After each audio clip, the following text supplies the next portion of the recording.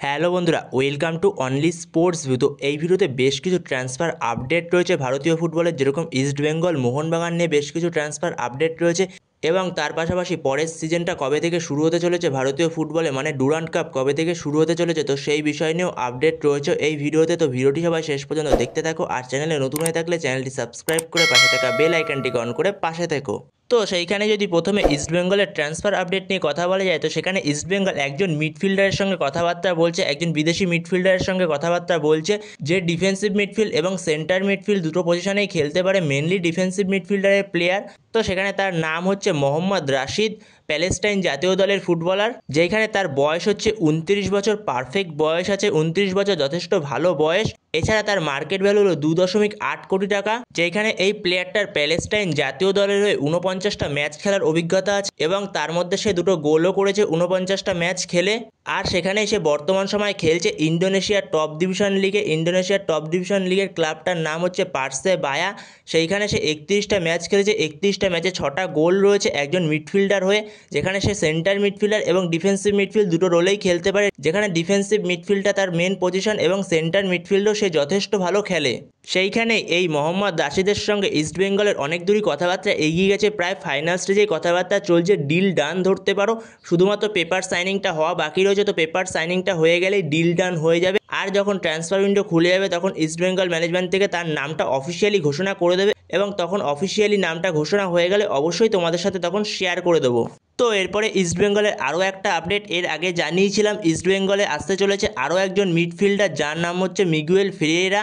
তো এই মিগুয়েল ফেরেইরার সঙ্গে ইস্টবেঙ্গলের 95% কথাবার্তা হচ্ছে, তখনই জানিয়েছিলাম। তো সেইখানে এই মিগুয়েল ফেরেইরা সে ইস্টবেঙ্গলে আসছে অবশেষে, তো ডিল ডান হয়ে গেছে প্রায়। তো সেখানে এই মিগুয়েল ফেরেইরাও সেও ইস্টবেঙ্গলে আসছে, তো সেখানে ডিল ডান। তো সেটা শুধুমাত্র অফিসিয়ালি কনফার্মেশনটা আসা বাকি রয়েছে। তো ট্রান্সফার উইন্ডো খুলে গেলে ইস্টবেঙ্গল ম্যানেজমেন্ট থেকে অফিসিয়ালি জানিয়ে দেবে, তখন অবশ্যই শেয়ার করে দেবো। তো এরপরে ইস্টবেঙ্গলে যদি আরও একটা আপডেট নিয়ে কথা বলা যায়, তো ইস্টবেঙ্গলের বিদেশি ডিফেন্ডার ইভান মিলাদিনোভিচ, তো তার সঙ্গে ইস্টবেঙ্গলের অনেক দূরই কথাবার্তা হয়ে গেছিলো, তো প্রায় অনেক দূরই কথাবার্তা এগিয়ে গেছিলো ইস্টবেঙ্গলের সঙ্গে এই ইভান মিলাদিনোভিচের। তো এই ডিলটা যদি ইস্টবেঙ্গল করতে পারতো তো ইস্টবেঙ্গলের জন্য খুবই বড় একটা সাইনিং হতো সেটা।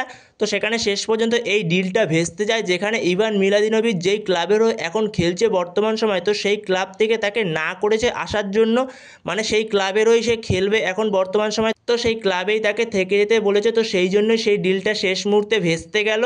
তো এরপরে যদি এফসি গোয়ার একটা আপডেট নিয়ে কথা বলা যায়, তো এফসি গোয়ার player left winger, Spanish left winger Iker Guarrotxena, তো এই ইকার গুয়ারেটেক্সেনার সঙ্গে আরও 1 বছরের কন্ট্রাক্ট এক্সটেনশন করলো এফসি গোয়া।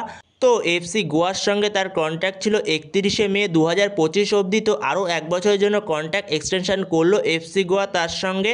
তো এরপরে যদি মোহনবাগানকে নিয়ে কথা বলা যায়, তো মোহনবাগান এই সিজনের প্রথম থেকে একজন লেফট ব্যাক খুঁজছে, যেখানে শুভাশিস বোস রয়েছে শুধুমাত্র মোহনবাগানের কাছে, সেরকম কোনো ব্যাকআপ নেই। তো সেইখানে মোহনবাগান প্রথমে নাওরেম রোশনের প্রতি মোহনবাগানের ইন্টারেস্ট ছিল, কিন্তু নাওরেম রোশনকে মোহনবাগান পাবে না। নাওরেম রোশনের সঙ্গে ব্যাঙ্গালোর এফসি আরও কন্ট্রাক্ট এক্সটেনশন করেছে 3 বছরের, এমনি 1 বছরের কন্ট্রাক্ট ছিল তার সঙ্গে, আরও এমনি 2026 সাল অবধি কন্ট্রাক্ট ছিল, তো আরও 3 বছরের কন্ট্রাক্ট এক্সটেনশন করেছে। তো সেইখানে অভিষেক টাকচাম সিংয়ের প্রতি এখন মোহনবাগানের ভালো রকম ইন্টারেস্ট রয়েছে।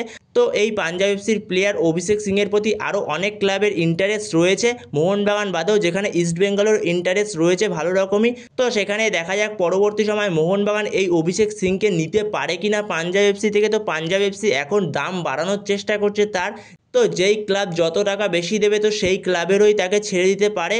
তো সেখানে দেখা যাক পরবর্তী সময় এই অভিষেক সিংকে মোহনবাগান নিজেদের দলে নিয়ে আসতে পারে কিনা, যেইখানে তার পাঞ্জাব এফসির সঙ্গে আরও 1 বছরের কন্ট্রাক্ট এক্সট্রা পড়ে রয়েছে এখনও পর্যন্ত।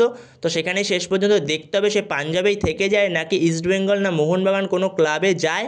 তো পরবর্তী সময় এ ব্যাপারে কোনো আপডেট জানতে পারলে অবশ্যই তখন শেয়ার করে দেবো।